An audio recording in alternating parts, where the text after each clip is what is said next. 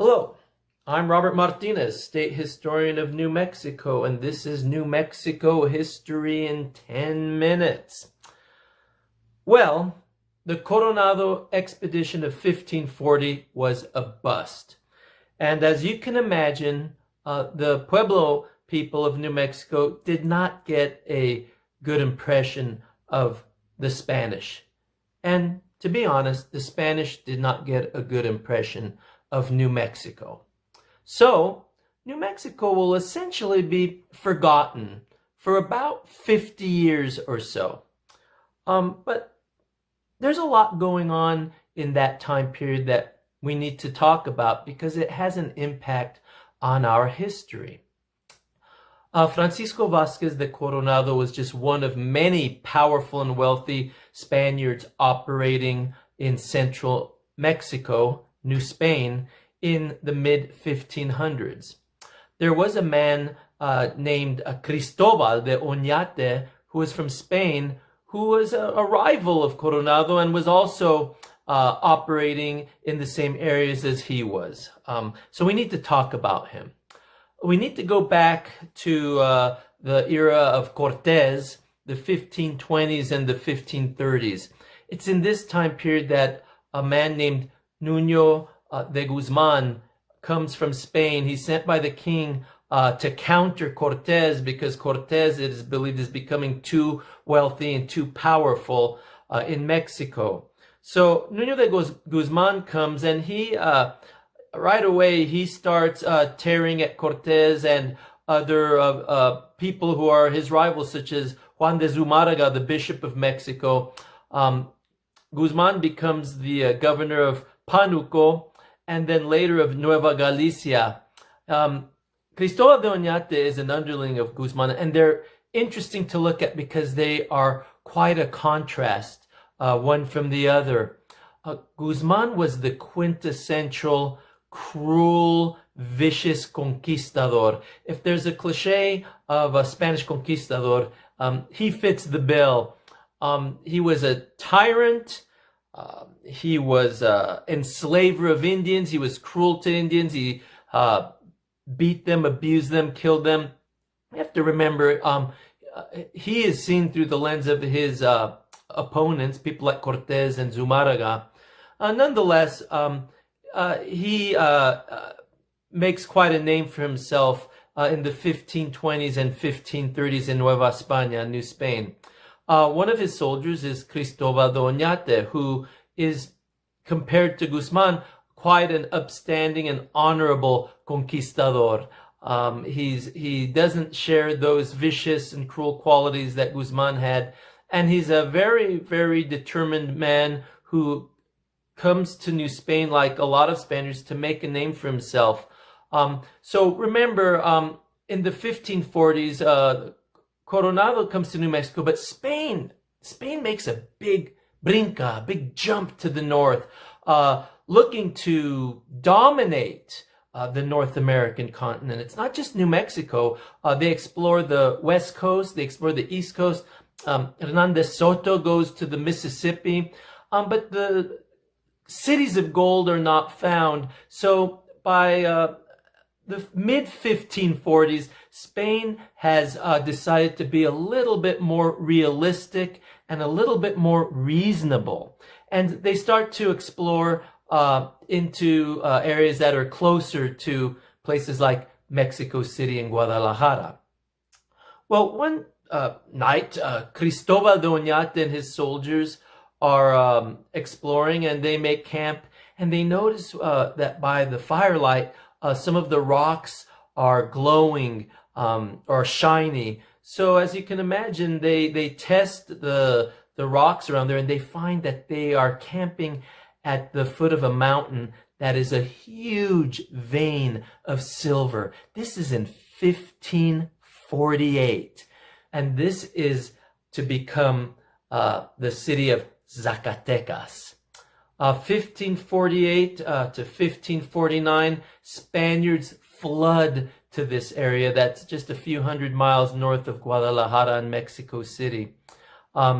These were the original 49ers, Spaniards rushing to Zacatecas to get rich. It's not like there aren't any people there, though. The Chichimeca Indians are there, and they will not be subdued easily.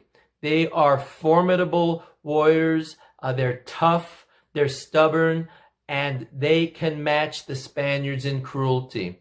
It's said that in battle, when they would take a Spaniard prisoner, they would skin him and then impale him on a wooden stake to terrorize the other Spaniards. So this is the terrain that the Spaniards have to deal with in Zacatecas. Nonetheless, Cristobal de Oñate and his fellow conquistadores, they become very wealthy. They become some of the most powerful men in New Spain. And Cristobal himself establishes himself at the mines of Panuco near Zacatecas, and he marries and has a family there. I think he has about 5 or 6 kids, 5 of them there. And 2 of his sons are born about 10 years later. Cristobal de Oñate II and Juan de Oñate. Juan is important to New Mexico history. He's born about 1558. And as you can imagine, he and his brother Cristobal, they grow up learning mining trade, business, and soldiering, and fighting Indian wars with the Chichimeca Indians. The reason this is important is because Juan de Oñate, who will eventually marry Isabel de Tolosa Cortés Moctezuma, she descends from Hernán Cortés and the Aztec Emperor Moctezuma. He will also become a very powerful figure, not just in Zacatecas, but ultimately we will see he will bid for the contract to come north and settle and colonize what will eventually become known as Nuevo Mexico. But before that, we need to recognize that there were other expeditions before 1598, when Oñate ultimately comes to New Mexico. There was the Chamuscado Rodriguez expedition, a priest who's an explorer. Back then, priests were soldiers and explorers and businessmen too. They got involved in all the action. And there was the Castaño de Sosa expedition, which was illegal. That expedition came out of Nueva León, Monterrey, Mexico. And some people believe that expedition was a crypto-Jewish expedition. Crypto-Jews meaning they were Catholic on the outside, but secretly practiced Judaism at home, which was illegal in Spanish Catholic realms.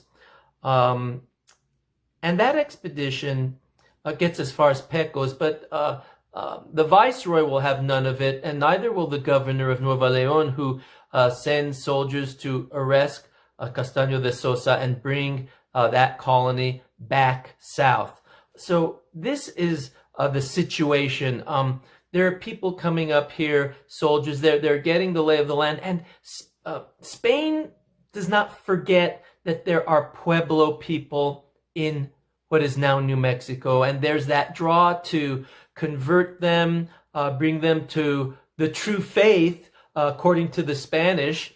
And also, things are changing a little. There's still that desire to find mineral wealth, but there's also pressure now northeast. There are French people settling around Louisiana, and British people have settled around 1620 on the east coast of North America. So those foes of Spain and Europe, France and England, are starting to make themselves present to the Spanish on the North American continent. And Spain is concerned because they have a lot of wealth in places like Zacatecas, Santa Barbara, and south in Mexico City. So New Mexico is reconsidered for colonization and conquest.